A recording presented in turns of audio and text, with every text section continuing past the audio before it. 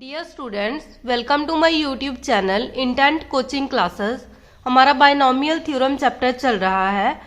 उसका most important topic है binomial theorem for any index.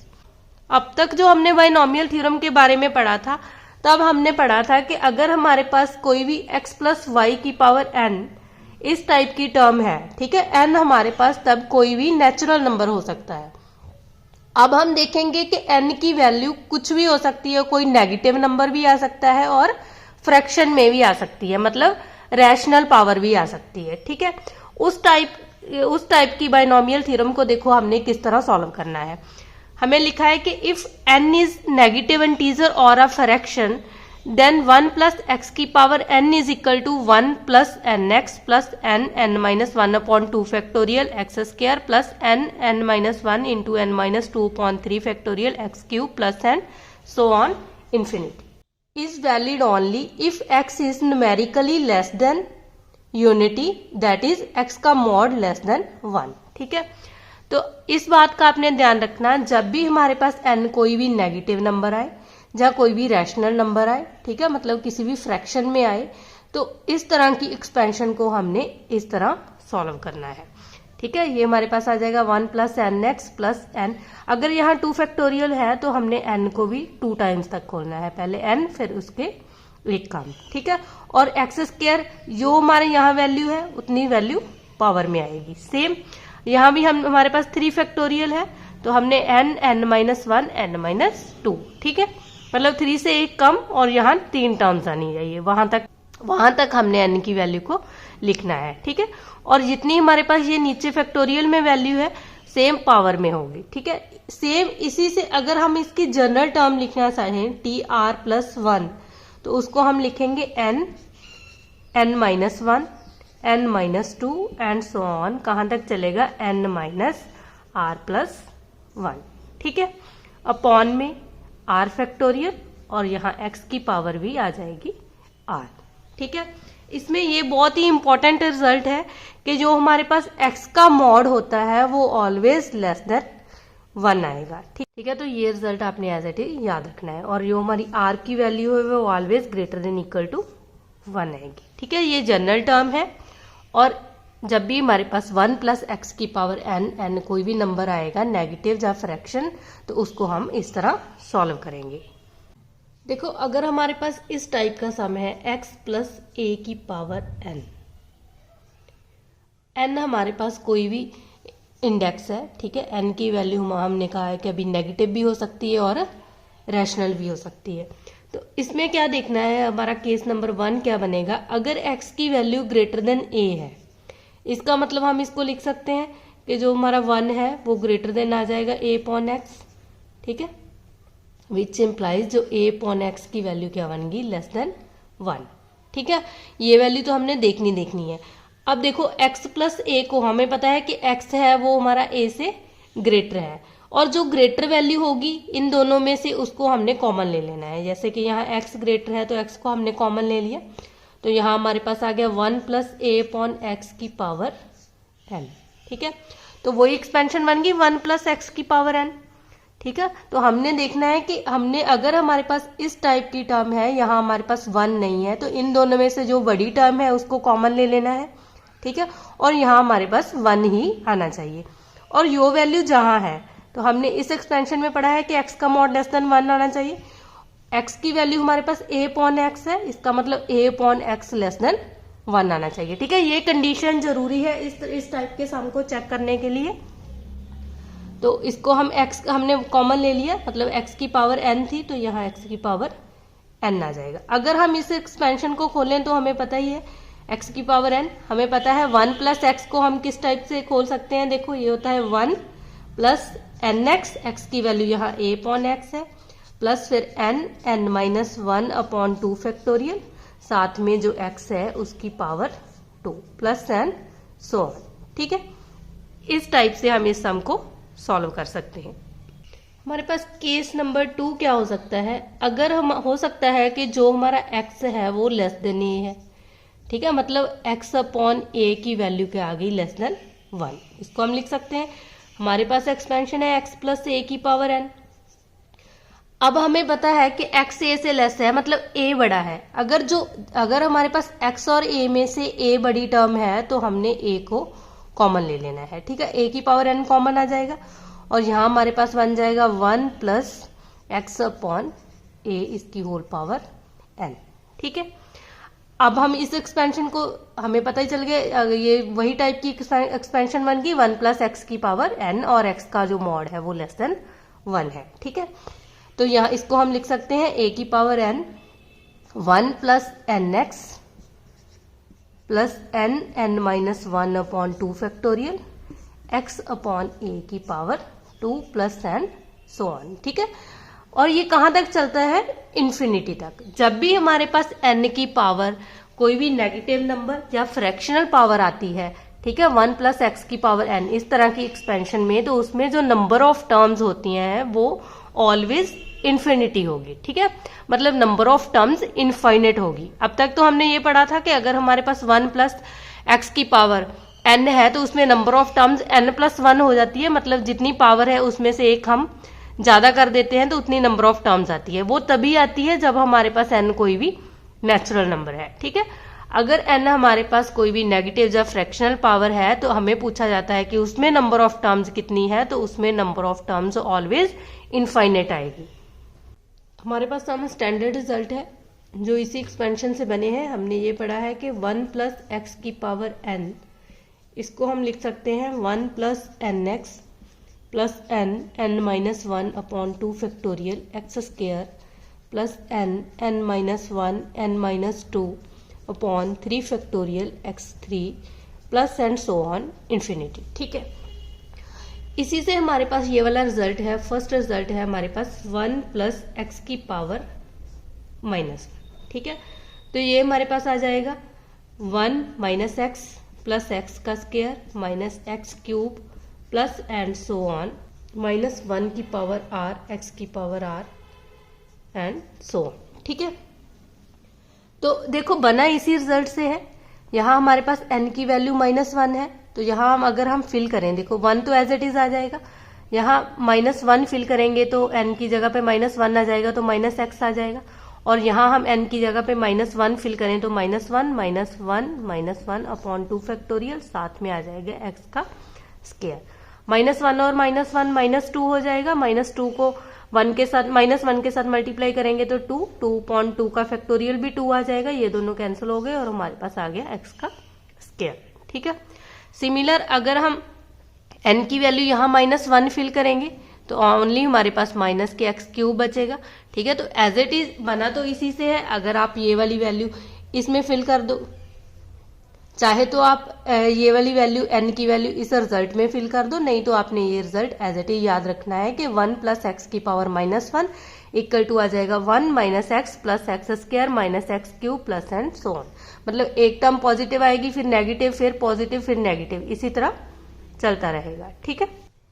और हमारा सेकंड रिजल्ट है, अगर हमारे पास आता है 1 माइनस एक्स की पावर -1, यहाँ भी माइनस है और यहाँ भी माइनस है, ठीक है। तो तभी हमारे पास आ जाएगा 1 plus x square plus x cube plus and so on, ठीक है। तो यहाँ हमारे पास प्लस प्लस आएगा। और सेम अगर हम थर्ड रिजल्ट देखें तो 1 प्लस एक्स की पावर -2 है, ठीक है। तो यहाँ हम -2 फिल करेंगे तो ये हमारे पास आ जाएगा 1 minus 2x plus 3x square minus 4x cube plus and सो, ठीक है।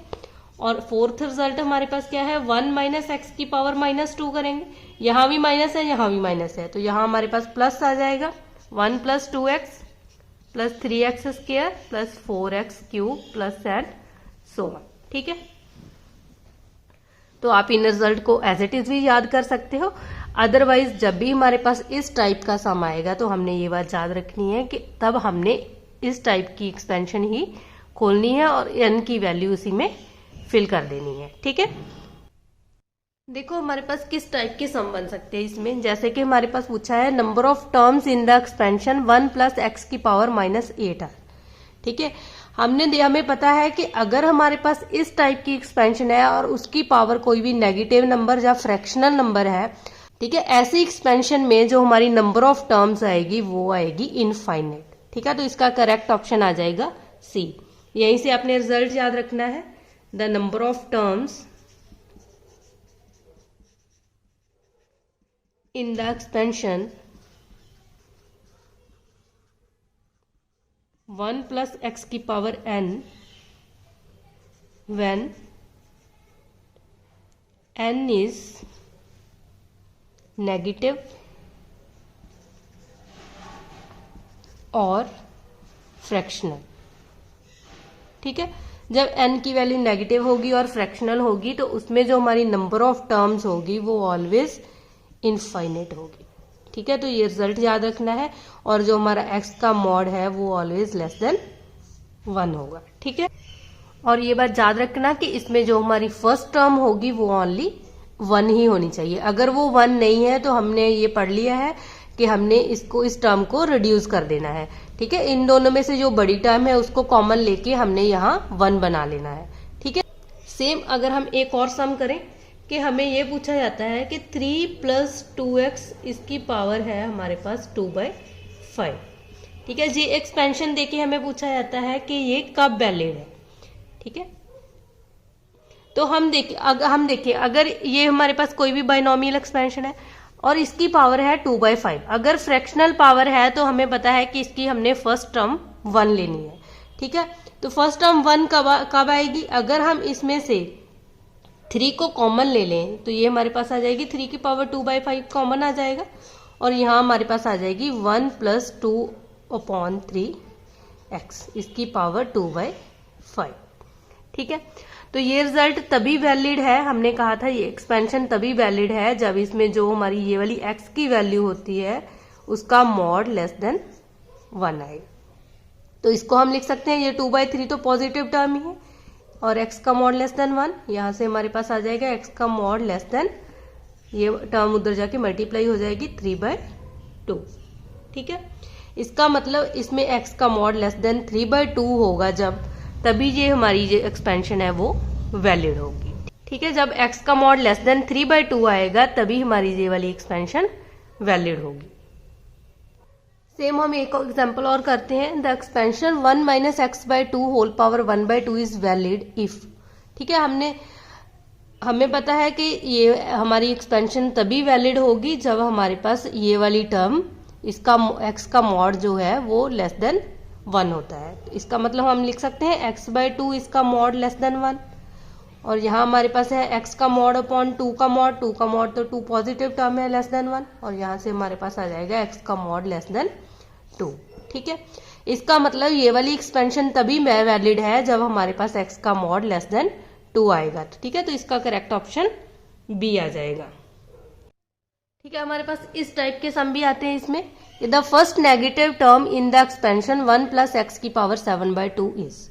ठीक है, तो हमें पता है 1 प्लस एक्स की पावर n, इस एक्सपेंशन को हम इस तरह लिख सकते हैं 1 plus nx plus n minus 1 upon 2 factorial x square plus n minus 1 n minus 2 upon 3 factorial x cube plus n minus 1 n minus 2 upon n minus 3 upon 4 factorial x की power 4 plus and so on. ठीक है, इसी तरह चलता रहेगा।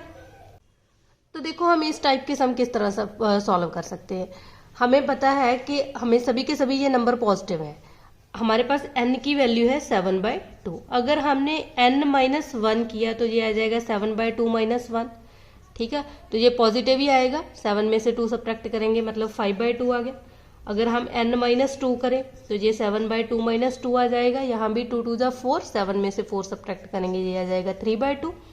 अगर हम n minus 3 करें 7/2 माइनस 3 करें तो ये आ जाएगा 1/2 और अगर हम n माइनस 4 करें 7/2 माइनस 4 तो ये आ जाएगा माइनस के 1/2।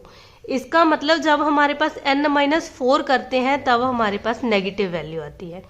इसका मतलब n माइनस 4, देखो अगर इससे नेक्स्ट टर्म लिखें तो वो n minus 1 n minus 2 n minus 3 n minus 4 upon 5 का फैक्टोरियल इंटू एक्स की पावर 5।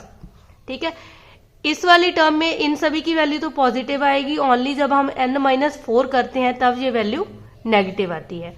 इसका मतलब जो हमारी ये वाली टर्म है, इसमें से हमारी टर्म, इसमें जो फर्स्ट टर्म आएगी वो हमारी नेगेटिव आएगी। देखो ये फर्स्ट टर्म है, ये सेकंड है, ये थर्ड है, ये फोर्थ है, ये फिफ्थ है और ये सिक्स्थ है।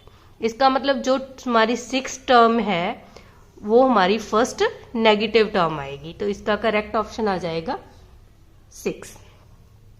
ठीक है, इस टाइप के सम हमारे पास इस एक्सपेंशन में से बन सकते हैं। हमारी नेक्स्ट एग्जांपल है the sum of the series 1 + 1/3 square plus 1 × 4/1 × 2 1/3 raised to power 4 plus 1 × 4 × 7 1 × 3 2 × 3 × 1/3 की power 6 plus and so on. ठीक है, जब हमारे पास इस टाइप के सम होंगे कि जहां हमारे पास किसी भी नंबर का स्क्वायर, फिर उसकी पावर 4 और उसकी पावर 6 और यहाँ फैक्टोरियल खुल रहा है, यहाँ 2 का फैक्टोरियल है, यहाँ 3 का है, यहाँ 4 का है, इस तरह की जब एक्सपेंशन होगी तो हम उसको इसी सम से सॉल्व करेंगे 1 + x की पावर n। ठीक है, ये हमें पता है ये एक्सपेंशन इक्वल टू होती है 1 + nx plus n(-1) 2 factorial x² plus n(-1) n-2 3 factorial x³ plus and सो। ठीक है, तो अब देखो, अब जब हम इस टर्म को कंपेयरिंग करें तो यहाँ हमारे पास जो nx है उसकी वैल्यू हमारे पास आ गई 1/3 का स्क्वायर। ठीक है, 1/3 का स्क्वायर मतलब nx को हम लिख सकते हैं 1/9, क्योंकि हमें पता है ये वाली सीरीज हमारी इसके इक्वल होती है, हमें x और n की वैल्यू फाइंड आउट करनी है। ठीक है, nx इसके इक्वल आ गया n, और ये सेकंड एक्सपेंशन को इसके साथ कंपेयरिंग करेंगे, n × n-1/2 का फैक्टोरियल 2 हो जाएगा x का स्क्वायर, इसकी वैल्यू हमारे पास इसके इक्वल आ गई, यहाँ कैंसिल कर देंगे, 2 × 2 = 4, ये हमारे पास आ जाएगा 2/3 की पावर 4 करेंगे तो वो आ जाएगा 81। ठीक है, और इसको देखो, ये वाले x को हम इस तरह लिख सकते हैं nx, एक बार इसको ऐसे n के साथ मल्टीप्लाई कर देंगे, एक बार यहाँ अंदर मल्टीप्लाई कर देंगे, nx - x/2 = 2/81।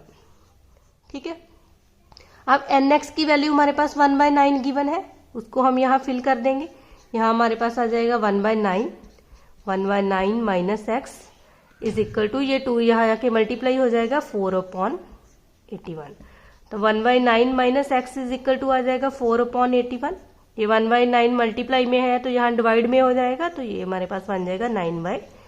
तो 9 × 9 = 81, ये हमारे पास आ गया 4/9, और यहाँ से हम x की वैल्यू फाइंड आउट करेंगे, तो x को दूसरी साइड ले जाएंगे, ये आ जाएगा 1/9 - 4/9 = x।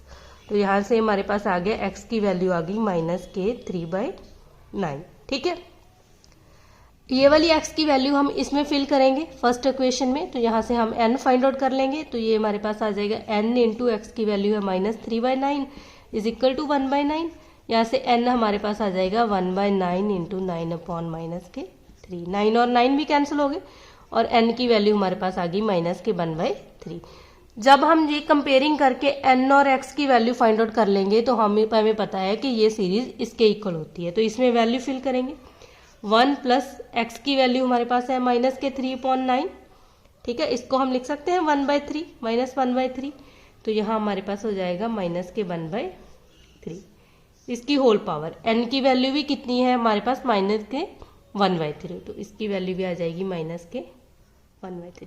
तो इसको सॉल्व करेंगे, एलसीएम लेंगे 3 में से 1 को माइनस करेंगे, 2/3 की पावर -1/3 हमारा आंसर आ जाएगा। ठीक है, और इसको हम इस तरह भी लिख सकते हैं 3/2 की पावर, ये पॉजिटिव टर्म लिख देंगे, तो ये हमारी टर्म उल्ट जाएगी। ठीक है, तो इस टर्म का रेसिप्रोकल हो जाएगा, इस टर्म को हम इस तरह भी लिख सकते हैं। जब भी हमारे पास इस टाइप के सम आएंगे तो हमने उसको इस एक्सपेंशन के साथ कंपेयरिंग करके n और x की वैल्यू फाइंड आउट करनी है और इसमें वैल्यू फिल कर देनी है। ठीक है, इस तरह हम इस सीरीज का सम फाइंड आउट कर सकते हैं। आज के लिए हम इतना ही करेंगे। अगर आपको मेरी वीडियो पसंद आई है तो लाइक करना और अपने फ्रेंड्स के साथ शेयर भी करना। अगर आप मेरे चैनल पे नए आए हो तो चैनल को सब्सक्राइब करना मत भूलना।